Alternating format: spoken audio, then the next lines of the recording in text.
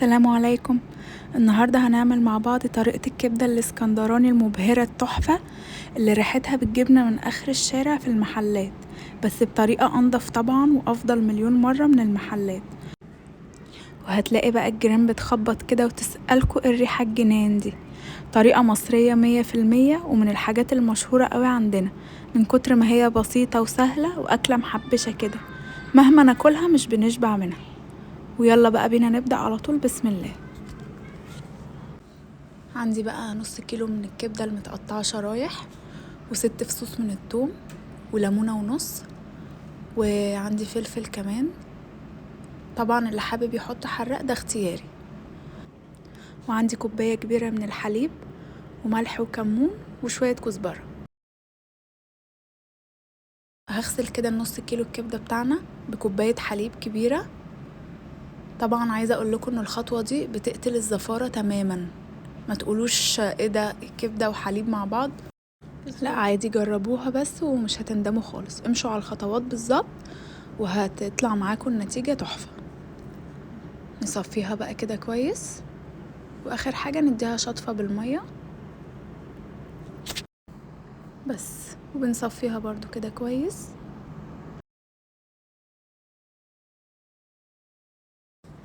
نجيب بقى الكبة بتاعتنا او الهاند بلندر، نحط فيها كده الثوم والكمون، معلقة كمون كبيرة، وعصير الليمونة، نضربهم كده مع بعض، نضيفهم بقى على الكبدة بتاعتنا ونقلب كويس جدا.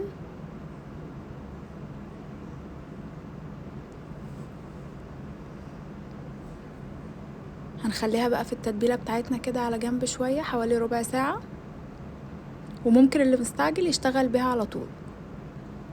رجعت ضفت كده عصير نص ليمونة كمان، كده بتكون بقى جاهزة معانا.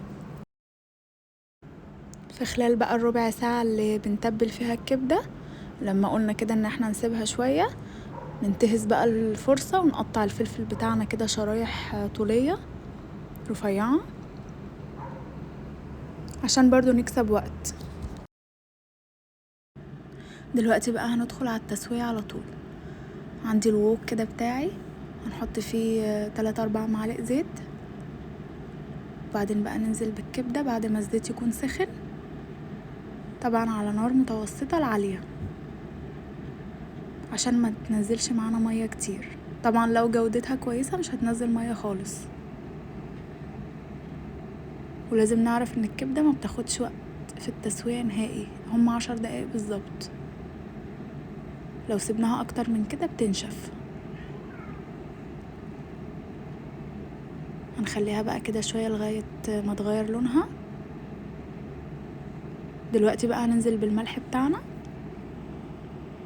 معلقة ملح كبيرة، طبعا على حسب الكمية بنضاعف المقادير. ودلوقتي رشة كده من الكزبرة،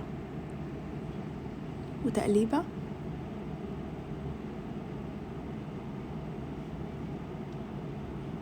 ايه رأيكم في اللون؟ بجد الريحة تجنن، بسم الله ما شاء الله. دلوقتي بقى هننزل بالفلفل المتقطع بتاعنا،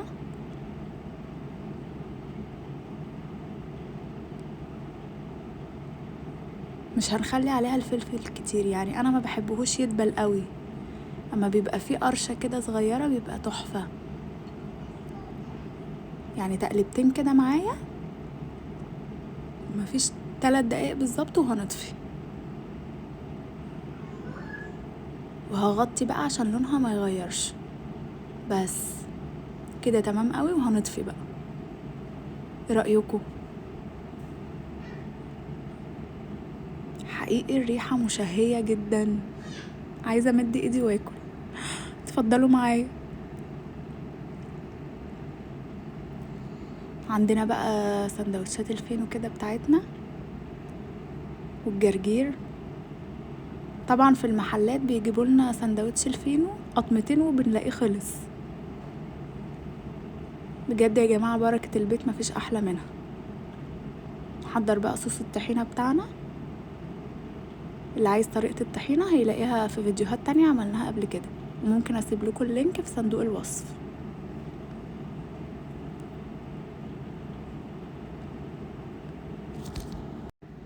احلى حاجة في الكبدة بتاعتنا ان هي ليها اختيارات كتير قوي ان احنا ناكلها معاها، زي مثلا سندوتشات كده في الفينو او في العيش البلدي، وممكن كمان مع المكرونة.